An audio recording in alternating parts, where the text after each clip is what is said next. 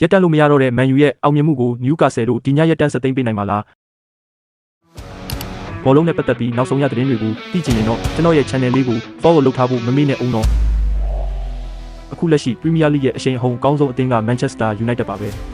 နီးပြတစ်မိုက်ကယ်ကားရဲ့လက်ထက်9ပွဲမှာ6ပွဲအထိအနိုင်ရထားပြီးအဆင့်3နေရာကိုခိုင်ခိုင်မာမာသိမ်းပိုက်ထားပါတယ်အထူးသဖြင့်တိုက်စစ်မှု Sesko ရဲ့ဂိုးသွင်းချေကတားမရစီးမရဖြစ်နေတာပါဒါပေမဲ့တစ်ဖက်မှာလည်း Newcastle ရှိနေပါတယ်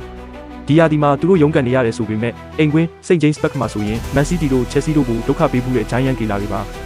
အထူးသဖြင့် Man U ဟာ Newcastle ကွင်းမှာနောက်ဆုံး၄ချိန်သွားကစားတာတပွဲမှနိုင်ပွဲမရခဲ့တဲ့ချိန်စာဆိုးကရှိနေပါသေးတယ် Newcastle မှာကတော့ Bruno Guimaraes မပါနိုင်တယ်လို့ Man U မှာလည်း Maguire နဲ့ Shaw တို့ဖျားနာနေလို့ပါဝင်ဖို့မသေးချပါဘူးဒါဟာနှစ်သင်းလုံးအတွက်ခန်းစစ်ပိုင်းစိုးရိမ်စရာဖြစ်နေပါတယ်။စာနယ်ဇင်းတွေကတော့ Newcastle က2-9နဲ့နိုင်ပြီး Man U ရဲ့နိုင်ပွဲဆက်မှုကိုရက်တက်ပြစ်မယ်လို့ခန့်မှန်းထားကြပါတယ်။ဘောလုံးဝါသနာရှင်တွေရောဘယ်လိုထင်လဲ။ United ကပဲနိုင်ပွဲဆက်ဦးမလား။ကိုယ့်ရဲ့ခံမှန်းရလက်ကိုကိုမှတ်မှာရေးပေးသွားအောင်နော်။ဝန်ဆောင်မှုရယူခြင်းနဲ့မိတ်ဆွေများအတွက် Bio မှာတင်ထားတဲ့ link ကနေတဆင့်ဆက်သွယ်ရယူနိုင်ပါတယ်။မိတ်ဆွေတို့စိတ်အေးချမ်းသာစေဖို့အတွက်ကျွန်တော်မောင်နေထူးဝန်ဆောင်မှုပေးပါရစေခင်ဗျ။